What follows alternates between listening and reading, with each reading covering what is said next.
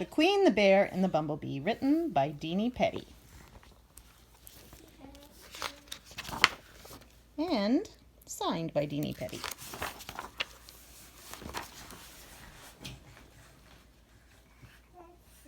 Three friends went out for a walk by the sea, the Queen, the Bear, and the Bumblebee. They were dancing and singing their favorite song when Bear said, "Farewell, I must travel on. I have a red ship that can sail through the air in the magical land of who knows where." To the magical land of who knows where. "Oh, please," cried the Queen, "let us go too." So they jumped on the ship and away they flew. The sky was dark, the moon was bright, the red ship sailed all through the night. Past dazzling planets they traveled afar and landed on a distant star. Shh. Standing there was the Prince of Night, and in his hands an amazing sight. "This crown of lights I give to you, 3 wishes only, and once they come true, there's no going back, you can't undo. But beware the beast who comes in the night, for he will give you a terrible fright. His name is Growlithe, his screams and breathes fire. He dreams of this crown, it's his evil desire, and if he should get it, we will all die." The prince then vanished as he said goodbye.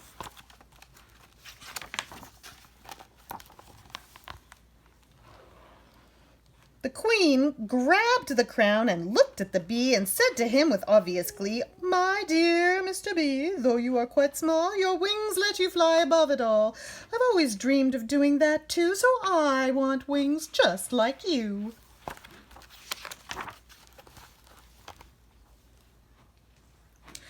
Before she finished, her wings just grew. The Queen jumped up and off she flew. She circled the sky a couple of times, laughing and giggling and singing these rhymes. "Oh my, I can fly up high in the sky like a bird or a bee. I can fly, look at me." "Oh dear," cried the bee, "I hope she's okay and wants her wings for more than one day. As for me, I can't think of what I'll do. I wonder, Mr. Bear, what will you stay you?"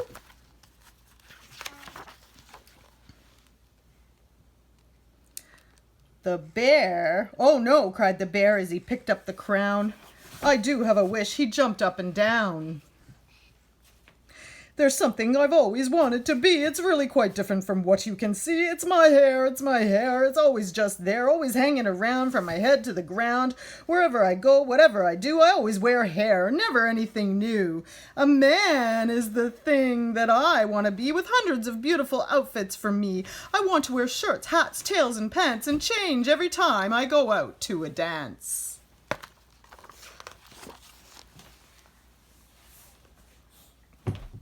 Well, before you could say, "Please wiggle your nose," the bear was a man with a trunk full of clothes. "Hey, look at me now, I'm a man. Quite fine and fancy I am. I love my clothes, I love my style, so won't you dance with me a while?"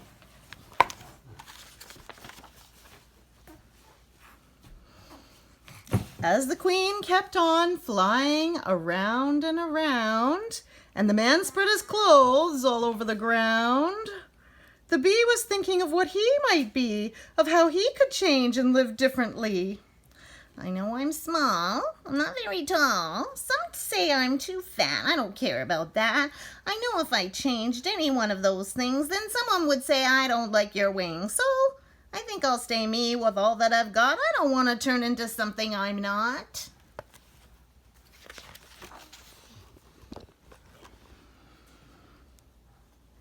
The Queen and the man overheard the bee, and both had advice which they gave him for free.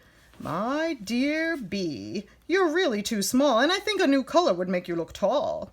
"Oh yes," said the man, "I completely agree. Much taller is better, and perhaps a blue bee, and get rid of that stinger. It's a terrible sight. I've heard people say it gives them a fright. Use your wish quickly. Think what you could do. Think of what others are wanting for you. Imagine you're taller, no stinger, no fat. Please take our advice. It's as simple as that. So choose any color, red, green, or blue. You'd be so much better, we think, don't you?"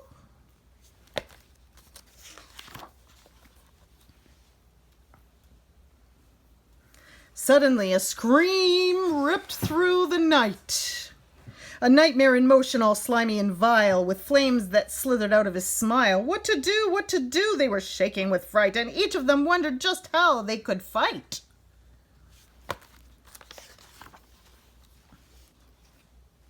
The man still thought he could growl like a bear, and was certain his old awesome strength was still there. He leaned back on his legs and let out a roar, but he sounded like a man when he lets out a snore. The queen, used to having all others obey, ordered the monster, "Just go away." She flew at him fiercely, but her wings were so new that she flew the wrong way by a mile or two. They could do nothing now, this much they knew, so they yelled at the bee, "It's all up to you." The bee took his time. "I'll go slow," he thought, "and it's good that I'm small, so I won't get caught."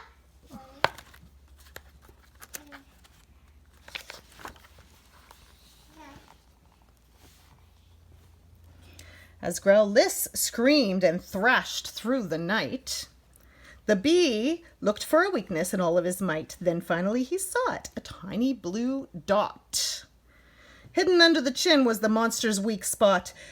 Just then Growlithe spotted the crown, and he stretched out his claw. The bee flew on down.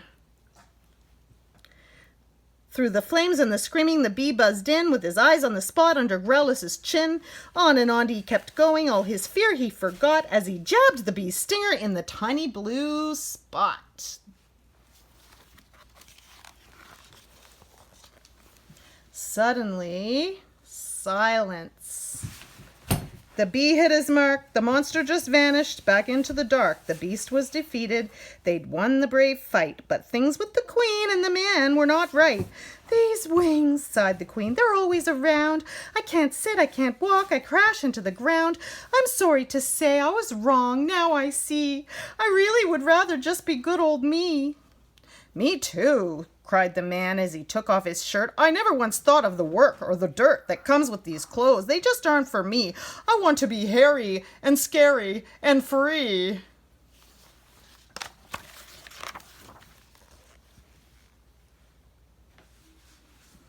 The prince reappeared to tell them the worst.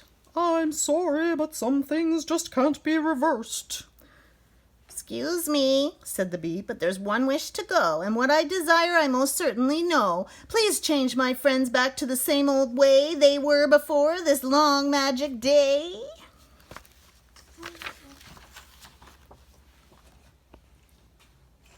The bee's wish was granted, because fair is fair.